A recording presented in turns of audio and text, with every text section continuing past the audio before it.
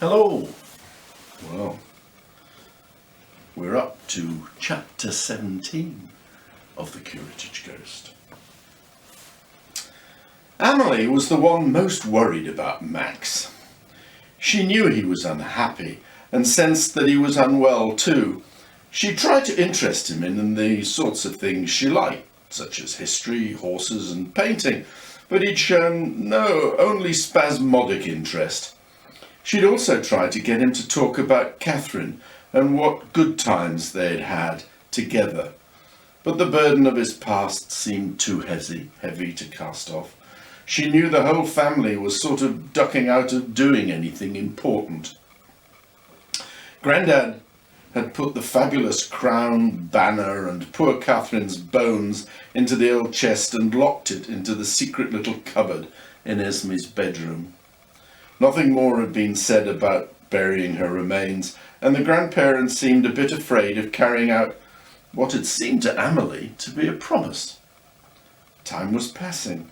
She and Esme were due back in Australia in a fortnight, so she decided, off her own bat, to ask the local vicar for advice. But she knew it might well be tricky.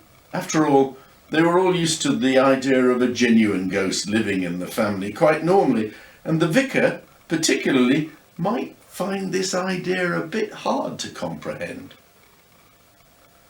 Morris was an old priest, wise in the ways of the world, and though he had not been in Corfe long, he was as good a choice as Amelie could have found. He had enough faith to be helpful and enough scepticism to understand.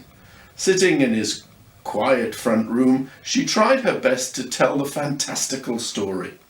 She had to begin again several times, but Morris, after some initial irritation, realised that whatever the actual veracity of the story, the young girl telling it certainly thought it was true. This voluntary debriefing was cathartic too. Amelie was overcome with emotion as she finished her tale and found herself begging the old vicar to help release Sir Max from his torment. Morris comforted her as best he could with many there, and a gentle, non-abusive hand on her quivering shoulders, while wondering what on earth to make of it all and what to do about it. He opened up his laptop and tapped away for a while. The Dollar Poles, the Beauforts, were at least for real. Morton's house had indisputably burned to the ground, and a room of old Civil War skulls had been discovered in the old post office basement. He still thought that confabulation by an emotionally immature teenager was the likeliest truth, but then again, Amelie decided for him, and with surprising authority took him by the hand and led him to the curatage. As it happens, the timing was such that this was about an hour after Sir Max had started reading Richard III, and it was not a telling of that particular tale likely to make him happy. As Amelie and Morris rounded the corner into the garden, they could hear shouting coming from the open French windows. Suddenly, even more nervous, she grabbed the vicar's hand and pulled him to a stop. It was Sir Max shouting, but as there were no other voices, she gently crept forward and peered into the living room. The ghost was waving the big book around, gesticulating crossly. She could now hear what he was shouting. Things like, "No, it wasn't like this, filthy Tudor lies. Richard was a good man. This story is full of mad ghosts. Who would believe that?" Who indeed, thought Amelie. The vicar was intrigued and stepped through the windows to be met by an early 30ish, well-dressed man who looked to him the spitting image of a young David Niven, a famous English actor now mainly remembered for his part in an old war film, The Guns of Navarone. The vicar mentally took a deep breath, thrust his hand out to the ghost and said, "Sir Maximilian de la Pole, I believe. I'm Maurice Chaucer, priest of this parish."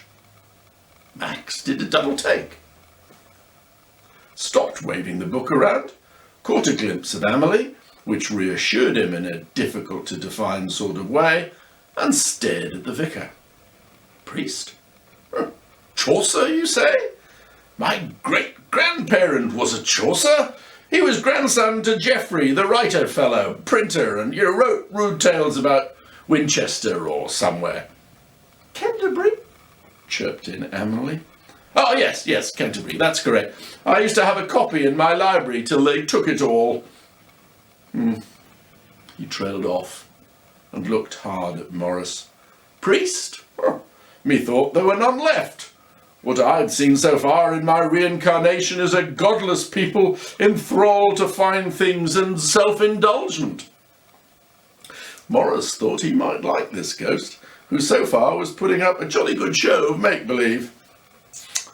Well, I have indeed taken holy orders and regret that I sympathise strongly with your assessment of our modern world. Should you wish, you can come with me to St. Edward's to pray and take Holy Communion. He saw the doubt in the expression.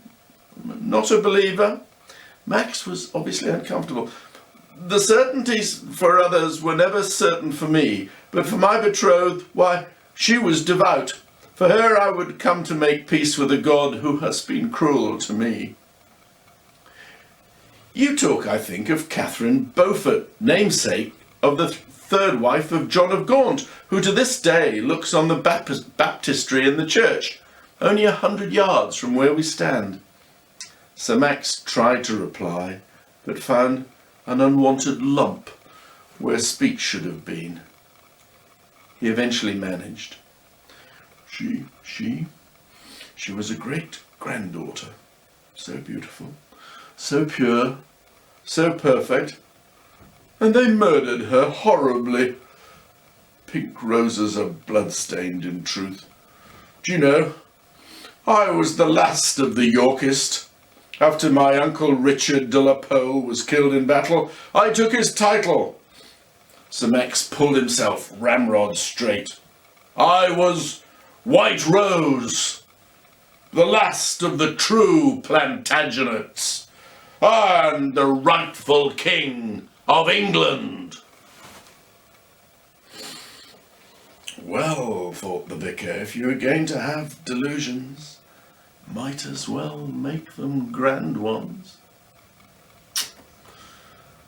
End of chapter 17.